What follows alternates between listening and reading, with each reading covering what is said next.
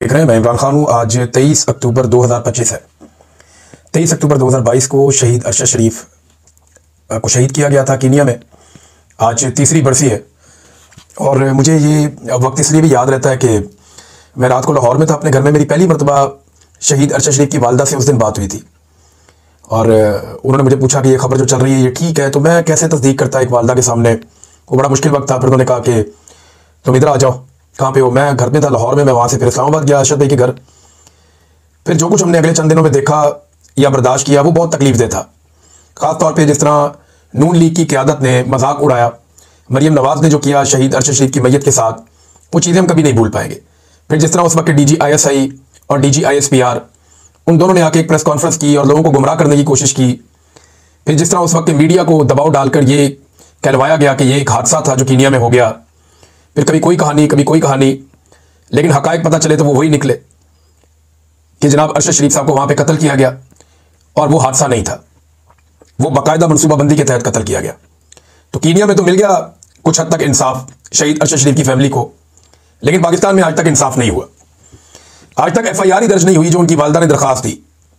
शहीद अरशद शरीफ की वालदा की एक दरखास्त है जो मुबशर जैदी साहब ने और बहुत सारे हमारे दोस्तों ने ट्वीट कर रखी है। वो दरखास्त आज भी मौजूद है सोशल मीडिया पे, जिसमें उन फौजी अफसरान के नाम हैं जिनके बारे में अरशद शरीफ ने और उनकी फैमिली ने बताया था कि इनसे उनकी जान को खतरा है। तो वो FIR आज तक दर्ज नहीं हुई। एक सो मोटो नोटिस हुआ था जिसमें मैंने वो कंपेन चलाई थी, पाकिस्तानियों से दरखास्त की थी कि चीफ जस्टिस को लेटर लिखो सब मिलकर।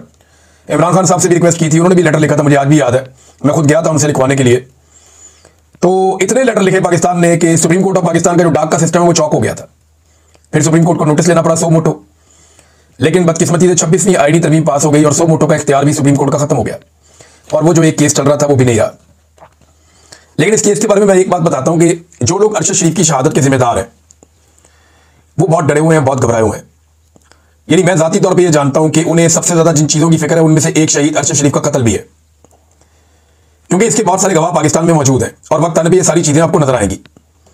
मुझ पर, साबिर शाकिर भाई पर, समीर इब्राहिम साहब पर, दीगर सहाफियों पर और अरशद शरीफ पर मुकदमात एक साथ हुए थे और हमारे मुद्दई भी मिलते जुलते ही थे। वो मुद्दई सारे पाकिस्तान में ही है, कहीं भागे नहीं है। उन मुद्दईयों से हमने बात की है, वक्त बदलेगा वो बयान देंगे, वो बताएंगे उन्हें किसने मजबूर किया था हमारे ऊपर मुकदमा दर्ज करने के लिए। वो पुलिस वाले भी सारे वहीं पे मौजूद। ये लोग जब अपनी कुर्सियों से उतरेंगे ना तो ये भागेंगे पाकिस्तान से, क्योंकि इनके पास पाकिस्तान में रुकने की जगह नहीं बचेगी और पाकिस्तानी इनको छोड़ेंगे नहीं। और पाकिस्तान का पूरा मीडिया अरशद शरीफ के केस में मुद्दई बनेगा, ये मैं जानता हूं। अभी तो मीडिया डरा हुआ है, कोई लोग बात करते हैं, कोई नहीं करते, कोई लोग गोल मोल बात करते हैं, कोई लोग बात को छुपाते हैं। बहुत कम शहीद अरशद शरीफ के ऐसे दोस्त हैं जो बात कर पाते हैं, बहुत सारे नहीं कर पाते। लेकिन मैं ये जानता हूं कि लोग बात करेंगे, जब वक्त आएगा तो सारे खुलकर निकलेंगे और बाहर आकर बात करेंगे। बस इस इशू को जिंदा रखने की जरूरत है। ये सारे किरदार एक दिन कटहरे में आएंगे। अरशद शरीफ की वालदा की दरखास्त के मुताबिक FIR भी होगी और फिर ये लोग इंसाफ के कटहरे में आने के बाद सजा भी पाएंगे, यहां भी पाएंगे, अगली दुनिया में पाएंगे। इन्होंने बहुत जुल्म किया, बहुत जुल्म किया इन्होंने। नाज़रीन, इमरान खान साहब ने कहा था कुछ अर्सा पहले कि उनको बार बार पेशकश की जाती है।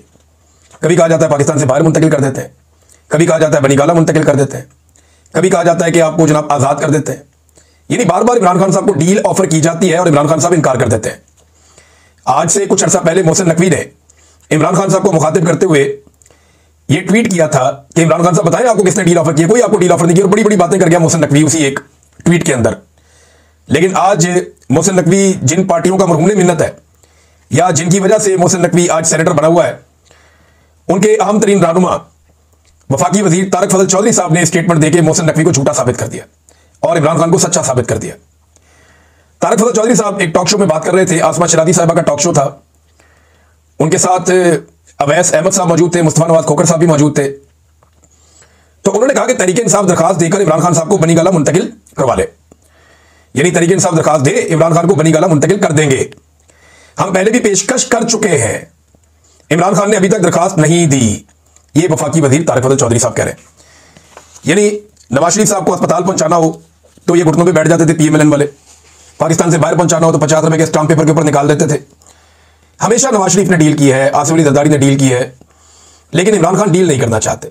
वो अपनी जात के लिए डील नहीं करना चाहते। वो कहते हैं एस्टेब्लिशमेंट आए बैठे बात करें, उन्होंने निकलना कैसे बाहर, हम इलेक्शन करवा के पाकिस्तान खुद संभाल लेंगे। तो एक्चुअल तो मामला यह है कि एस्टेब्लिशमेंट के कब्जे से पाकिस्तान निकले, हुकूमत चाहे बाद में किसी की भी आ जाए। यानी अभी पूरी अगर PTI की है तो एक आधी हुकूमत उनकी बन जाएगी, अगर डिलीवर करेंगे तो दोबारा बनेगी, नहीं करेंगे तो पीपल्स पार्टी की या PMLN की बन जाएगी। ये ऑब्वियस है, पॉलिटिकल पार्टीज एक के बाद एक हुकूमतें बनाते रहते हैं। प्रॉब्लम यह है कि एस्टेब्लिशमेंट का कोई सियासत में किरदार नहीं होना चाहिए।